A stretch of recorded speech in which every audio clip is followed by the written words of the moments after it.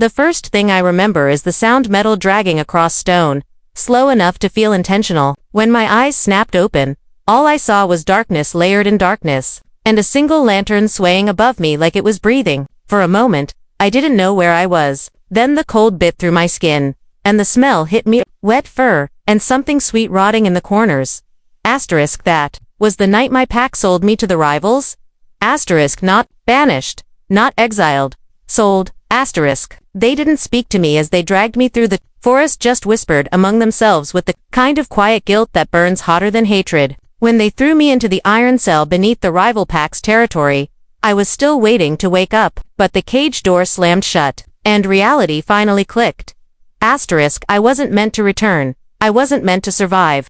Years blur when you live underground. Days were measured only by footsteps on the stairway above, sometimes one pair.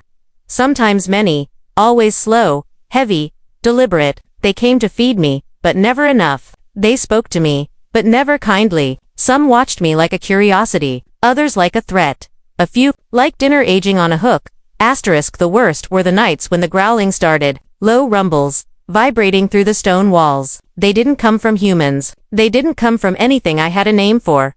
I learned not to make noise. Not to cry, not to pray. Prayer didn't reach this place.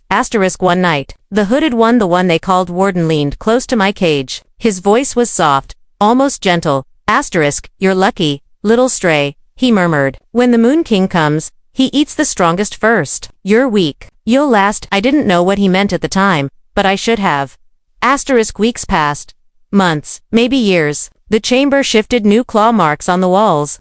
New bones scattered across the floor. New whispers about the king, who never slept, a creature they followed more out of fear than loyalty. A creature they were preparing me for? The air changed the night he arrived. It tasted metallic, electric, like a storm forcing its way inside the earth. Every torch blew out at once. Every growl stopped. Every rival wolf dropped to one knee. Footsteps approached, slow, purposeful, shaking dust from the ceiling. When he stepped into the faint light, all I could see were his eyes, silver, reflective, inhuman, ancient. He was taller than the others, built like something carved from the night itself. Not fully man, not fully beast, something in between, exiled from both. His gaze locked on me, and he froze. The warden forced a shaky laugh. A gift for you, my king. A stray from the Silverpine pack. Ripe, afraid. Perfect. The king didn't look at him, didn't blink. He whispered. Who put her in this cage? My breath caught, something in his voice a tremor. A recognition felt wrong. The warden stepped forward proudly. I did. We took her in the trade they offered. They wanted her gone. She's nothing. The king grabbed him by the throat so fast the air cracked. The warden's feet lifted off the ground. She is mine. The others recoiled. Confused fear rippled through the chamber. Am I king? The warden rasped. You said the Silverpine bloodline was dead. The king's voice dropped, deeper than any growl I'd heard. They failed to kill her, and you hid her from me. His hand twisted. The crack echoed for long, cold seconds. The warden collapsed in a heap. The king turned back to me, expression unreadable. You survived, he whispered, against everything. I pressed back against the bars. What are you talking about? They sold you, he said, because they feared what you'd become. My heart pounded. I'm not like you. A faint smile glimmered across his face, almost human. You are exactly like me. The ground shuddered as the pack began to shift, bones twisting, jaws elongating, preparing to lunge. The king's body moved before thought shadows bending with him. Touch her, he snarled, and I will remake this entire pack from their ashes. No one dared breathe. He stepped toward my cage and wrapped his hand around the iron bars. Metal groaned, bent, snapped.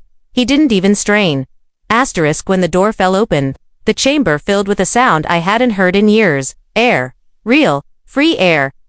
Why? I whispered. Why save me? His eyes softened just slightly, almost imperceptibly. You were never their prisoner, he said. This cage was built to keep others safe. From you.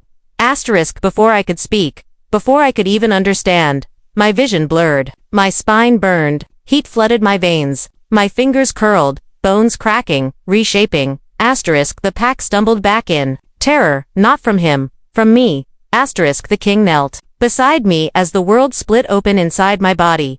Asterisk your first shift, he whispered. His voice carried pride and relief. Asterisk because the twist I never saw coming, the one that shattered the years of fear, was this. Asterisk they hadn't sold me to the rival pack. They had delivered me to the only one powerful enough to keep my transformation from destroying everything. The king didn't imprison me, he claimed me, and in the echoes of my first howled, wild, ancient, I finally understood why they were all so afraid. Not of the rival pack. Not of the king. Of me.